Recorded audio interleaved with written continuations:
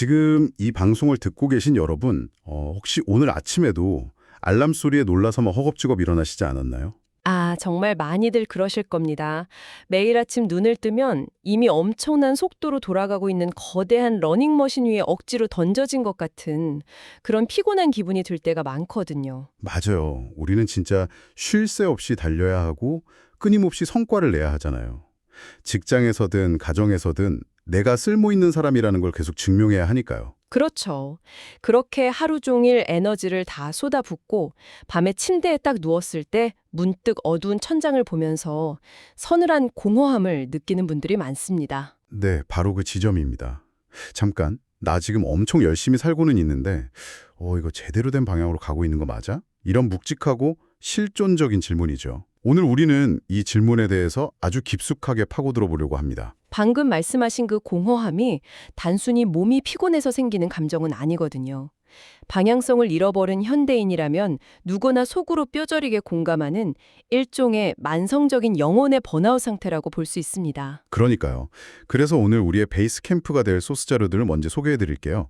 2026년 2월 22일 경기도 양주 보양교회 양영종 목사님의 하나님의 얼굴을 구하는 기도라는 설교문, 그리고 이 텍스트를 다각도로 분석한 심층 오디오 자료들입니다. 구약성경 시편 90편 17절을 주 텍스트로 삼고 있는 자료죠. 네, 맞습니다. 근데 여기서 분명히 짚고 넘어갈 게 있어요. 이게 종교적인 텍스트라고 해서 나랑 안 맞는데? 하고 뒤로 가기를 누르실 필요가 전혀 없습니다. 전혀 없죠. 우리는 오늘 특정 종교의 교리를 전파하려는 게 아니니까요. 그럼요. 우리의 미션은 아주 명확합니다. 당장의 눈부신 성공이나 뼈아픈 실패 앞에서도 절대 흔들리지 않는 그런 견고한 내면을 구축하기 위한 철학적 힌트를 이 방대한 자료에서 발굴해내는 겁니다. 게다가 이 자료의 스케일이 정말 엄청나지 않습니까? 와, 진짜 놀랐어요.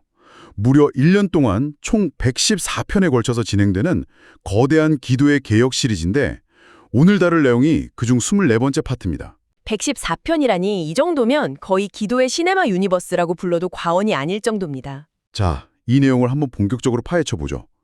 자료를 보니까 서두에서 사순절이라는 개념을 완전히 새롭게 정의하고 있더라고요. 네, 보통 사순절이라고 하면 무언가를 꼭 참는 기간, 고기를 안 먹거나 미디어를 금식하는 금욕의 시간 정도로만 생각하기 쉽잖아요. 저도 그렇게 알고 있었거든요.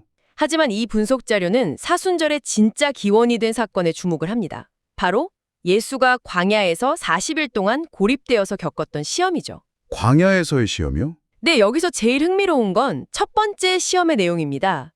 네가 만약 절대자의 아들이라면 이 돌을 떡으로 만들어 보라는 유혹이었어요.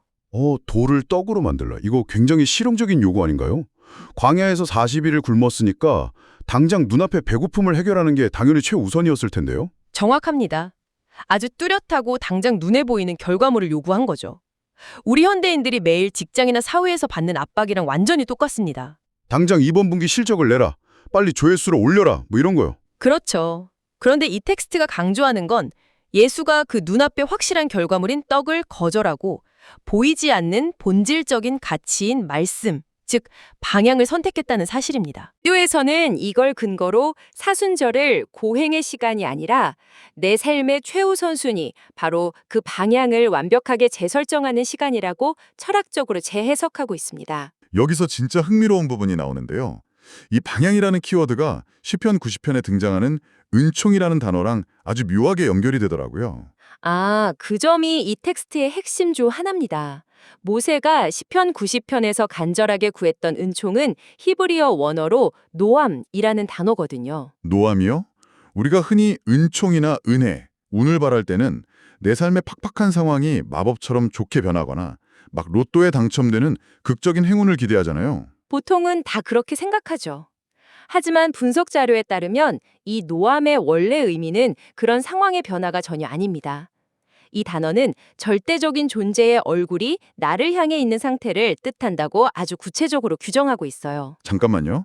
절대적인 존재의 얼굴이 나를 향해 있는 상태라는 게 정확히 무슨 뜻이죠? 그냥 나를 빤히 쳐다보고 있다는 건가요? 아니면 나한테만 관심을 집중하고 있다는 비유인가요? 현실 감각으로는 확 와닿지가 않아서요. 아주 좋은 질문입니다. 상황이나 조건이 변하는 게 아니라 관계의 방향성이 올바르게 정렬되어 있는 상태를 의미하는 겁니다. 아, 관계의 방향성이요? 네. 아무리 주변 상황이 폭풍우치듯 엉망진창이어도 내 삶의 나침반이 궁극적인 진리와 가치를 향해 고정되어 있다면 그게 바로 노암이라는 거죠. 추상적이긴 한데 자료에서 이걸 현실적으로 와닿게 설명해주는 예화가 하나 있었죠. 서울에서 70명의 직원을 거느리는 중소건설업체 대표님 이야기요. 맞습니다. 이분에게 회사의 향후 3년치 안정적인 매출을 보장할 수 있는 명운이 갈린 거대한 관공서 계약 미팅이 잡혔어요. 오전 11시와 정확히 겹쳐버린 겁니다. 와, 솔직히 제가 그 회사 직원이었다면 대표님 바짓가랑이라도 잡고 말렸을 거예요. 대표님, 제발 오늘 딱 한 번만 눈 감고 미팅 다녀오십시오. 이 계약만 따면 우리 회사 3년은 끄떡 없습니다 하면서요. 직원들 입장에서는 당연한 반응이죠. 솔직히 현실적으로 보면 그 대표님 진짜 무책임한 거 아닌가요? 70명 직원들, 그 가족들까지 합치면 수백 명의 생계가 달린 문제인데 본인의 신념이나 방향성이 중요하다고 그 밥줄을 끊어버릴 위기를 자초한다. 이건 칭찬할 게 아니라 비판받아야 할 리더십 같은데요? 자료에서는 이 딜레마를 도대체 어떻게 설명하고 있죠? 비즈니스 리더로서 당연히 나올 수 있는 아주 합리적인 비판입니다. 현대의 잣대로는 이 미팅에 나가는 게 책임감이고 유능함이죠. 하지만 이 텍스트의 관점은 완전히 다릅니다. 어떻게 다르죠? 이 대표는 결국 임원들의 간곡한 만류를 뿌리치고 예배의 자리로 향합니다. 그리고 이렇게 고백했다고 하죠. 계약을 잃어도 좋으니 절대자의 얼굴을 잃고 싶지 않다고요. 와, 단기적인 성과지표로만 보면 완벽한 참패이자 무책임의 극치인데요. 실제로 그 거대한 계약은 가장 강력한 경쟁사였던 A 회사가 몽땅 가져가 버렸으니까요. 거 봐요. 현실은 냉정하다니까요. 그래서 결말이 어떻게 됐습니까? 회사가 결국 망했나요? 그게 바로 이 일화가 주는 반전입니다. 계약을 따내고 승승장구할 줄 알았던 경쟁사 A 회사는 무리한 확장과 내부 비리로 인해 불과 2년 뒤에 부도를 맞고 쓰러집니다. 아, 2년 만에요. 네, 그리고 공중에 붕 떠버린 그 대형 관공서 프로젝트는 돌고 돌아 결국 흔들림 없이 원칙을 지키며 내실을 다져온 이 대표의 회사로 넘어오게 됩니다. 드라마 같은 종계네요. 훗날 이 대표는 이렇게 회고합니다. 그날 당장의 화려한 계약 대신 흔들리지 않는 내면의 얼굴을 택한 것이 역설적으로 내 회사를 가장 견고하게 지켜낸 선택이었다고요. 그럼 결국 예배 빠지지 않고 가면 나중에 더 큰 돈 벌고 대박 난다. 약간 이런 결론인 건가요? 전혀 아닙니다. 그렇게 1차원적인 기복신앙으로 해석하면 이 텍스트가 주는 철학적 깊이를 완전히 놓치게 되는 거예요. 그럼 진짜 핵심은 뭔가요? 기업 경영이든 개인의 커리어든 당장 눈앞에 보이는 화려한 성과나 3년의 편안함을 위해서 내면의 가장 핵심적인 가치를 타협하기 시작하면 결국 그 기초 자체가 속으로 썩어 들어간다는 무서운 통찰입니다. 아, 기초가 썩어 들어간다. 이 자료는 단기적인 결과물이 아니라 올바른 방향성에 굳건히 기반을 두어야만 장기적이고 치명적인 위기 앞에서도 삶이 붕괴하지 않는다고 주장하는 겁니다. 듣고 보니 소름이 돋네요. 기초가 썩어 들어가면 그 위에 아무리 화려한 펜트하우스를 지어봤자 모래성이라는 거잖아요. 그럼 반대로 대체 우리는 어떻게 해야 안 무너지는 진짜 성공을 만들 수 있는 건가요? 이 질문에 대한 해답으로 자료는 다시 시편 90편의 모세의 기도를 끌어옵니다. 여기서 가장 중요한 건 기도의 순서예요. 순서요? 네, 모세는 우리 손의 행사를 견고하게 하소서, 즉 우리가 하는 프로젝트를 성공시켜 주십시오라고 구하기 전에 먼저 주의 은총, 즉 노함을 우리에게 내리게 하사라고 간구합니다. 올바른 방향성을 먼저 구하고 그 다음에 결과물의 견고함을 구한 거군요. 맞습니다. 방향이 먼저고 속도나 결과는 그 다음이라는 거죠. 순서가 진짜 핵심이네요. 이것을 더 큰 그림과 연결해 보면 현대사회가 얼마나 이 순서를 잔인할 정도로 거꾸로 살고 있는지 뼈저리게 알 수 있습니다. 맞아요. 우리는 목적지가 어디인지 깊은 고민은 생략한 채 그저 내 통장 잔고, 내 자녀의 성적표부터 튼튼하게 해달라고 매달리니까요. 네, 텍스트는 이 순서가 뒤바뀌어서 소위 방향 없는 성공을 거두었을 때 인간의 삶에 어떤 비극이 일어나는지를 한 아버지의 뼈아픈 예화로 꼬집어냅니다. 아, 그 자녀 교육에 평생을 바친 아버님 이야기군요. 전 이 대목 읽으면서 진짜 숨이 턱 막혔거든요. 우리 주변에서 너무 흔하게 볼 수 있는 이야기잖아요. 그렇죠. 좋은 학원 알아보고 명문대 보내고 대기업 취업까지. 아버지는 완벽한 마스터 플랜을 짜고 자신의 모든 자원과 인생을 갈아 넣어서 아들을 성공 궤도에 올려놓았어요. 세상의 잣대로 보면 상위 1%의 교육적 대성공이죠. 완벽한 결과물이었죠. 그런데 어느 날 번듯하게 자란 아들이 폭탄 선언을 합니다. 아버지, 저는 아버지가 원하시는 대로 세상에서 성공했는데 정작 제 내면은 텅 비어버렸고 신은 잘 모르겠습니다. 라고요. 그러고는 신앙 공동체와 가치관을 훌쩍 떠나버리죠. 평생을 피땀 흘려 쌓아 올린 결과물이 정작 아버지가 가장 중요하게 여겼던 삶의 본질적 가치와 완벽하게 단절되어 버린 겁니다. 진짜 비극적인 순간이에요. 이 이야기는 종교적인 예화로 쓰였지만 사실 오늘날 현대사회의 씁쓸한 자화성과 정확히 맞닿아 있습니다. 초등학생 때부터 의대 준비반에 밀어넣고 미친 듯이 스펙을 쌓게 만들어서 우러러보는 자리에 앉혔는데 정작 30대가 된 자녀가 심각한 번아웃을 겪으면서 붕괴되는 거죠. 맞습니다. 내가 도대체 누구를 위해 왜 이렇게 살아야 하는지 모르겠다고 와르르 무너져 내리는 현상과 완벽하게 겹치지 않습니까? 그러니까요. 숨 헐떡이며 맹렬하게 달려서 산 정상에 딱 올랐는데 이 산이 아닌가 봐 하는 엄청난 절망감인 거잖아요. 아들의 그 한마디에 아버지는 완전히 무너져 내렸다고 합니다. 나는 그동안 결과물만 쫓았지. 정작 내 아이가 어떤 방향을 향해 걸어가야 하는지는 구하지 않았구나 라는 깨달음이 얼마나 고통스러웠을까요? 상상조차 안 되네요. 하지만 텍스트는 그 고통스러운 붕괴가 오히려 삶을 재건하는 전환점이 된다고 분석합니다. 애초에 잘못된 방향으로 폭주하며 쌓아 올린 바벨탑은 겉보기에만 번지르르 할 뿐 내면의 위기 하나에도 쉽게 무너질 운명이었던 거죠. 맹목적 성과주의의 필연적인 결말이군요. 다행히 이야기의 끝에서 아버지는 순서를 바로잡기 시작합니다. 결과를 쥐어짜내는 걸 멈추고 올바른 가치관을 먼저 세우자 몇 년 뒤에 아들 역시 텅 빈 성공의 허무함을 깨닫고 올바른 가치관의 품으로 돌아오게 됩니다. 올바른 방향성 위에 세워진 것만이 풍파 속에서도 살아남는다는 걸 증명하는 거네요. 정확합니다. 무조건 달리는 게 능사가 아니었어요. 자, 이렇게 방향을 재설정하는 문제를 파고들다 보면 우리가 필연적으로 마주하게 되는 거대한 벽이 하나 있습니다. 바로 시간에 대한 관점이죠. 시편 90편의 아주 중요한 대목이죠. 저는 이 부분이 제일 충격적이었어요. 시편 90편에 그 유명한 구절이 있잖아요. 우리의 연수가 70이요. 강건하면 80이다. 인간 수명의 유한함을 이렇게 날카롭게 짚어낸 문장이 또 있을까 싶어요. 요즘 실리콘밸리 억만장자들을 보면 젊은 피를 수혈받고 영양제를 수십 알씩 삼키면서 수명 연장에 수배록을 쏟아붓고 있잖아요. 맞아요. 시간을 더 길게 가지려는 건 인간의 가장 원초적인 본성인데 놀랍게도 인생의 짧음을 그 누구보다 뼈저리게 절감했던 모세는 정작 단 한 번도 제발 내 시간을 연장해달라고 기도하지 않았더라고요. 이건 우리에게 중요한 질문을 던집니다. 왜 모세는 시간의 길이를 구하지 않았을까? 이유가 보였나요? 자료가 분석한 모세의 깨달음은 이렇습니다. 절대적인 가치, 즉 방향성을 향해 정렬되어 있는 시간은 아무의 물리적인 길이가 짧더라도 결코 헛되거나 가볍게 증발하지 않는다는 역설이죠. 길고 짧으면 문제가 아니라는 거군요. 네, 모세는 시간을 기계적으로 늘리는 것보다 내게 주어진 유한한 시간을 얼마나 밀도 있고 깊이 있게 만드느냐에 모든 초점을 맞춘 겁니다. 텍스트에 등장하는 세 번째 예화가 이 시간의 깊이라는 개념을 너무 먹먹하게 전달해 주더라고요. 병원에서 6개월 시한부 판정을 받은 말기 암 환자 권사님의 일화요. 아주 묵직한 이야기죠. 솔직히 저 같아도 지푸라기라도 잡는 심정으로 제발 한 달만, 아니 하루만이라도 더 살게 해달라고 오열하면서 매달렸을 것 같거든요. 근데 이분은 완전히 달랐어요. 담당 목회자에게 가서 이렇게 부탁합니다. 오래 살고 싶은 욕심은 이제 없습니다. 라고 하셨죠. 네, 그러면서 다만 남은 시간 동안 마지막까지 그분의 얼굴, 즉 방향성만 놓치지 않게 기도해달라고요. 와, 어떻게 죽음이라는 거대한 공포 앞에서도 이런 평정심을 유지하죠? 죽음의 폭풍 앞에서도 닻을 깊게 내린 배처럼 흔들리지 않는 내면의 밀도를 보여주는 극적인 장면입니다. 임종 직전에 남긴 마지막 유언은 더욱 압권이죠. 그 대목 정말 슬프면서도 대단했어요. 울지 마라.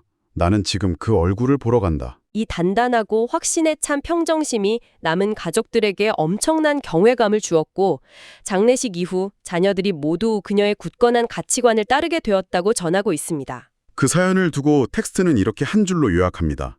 시간은 짧았지만 그 인생은 깊었다. 지금 이 방송을 들으시는 분들은 어떠신가요?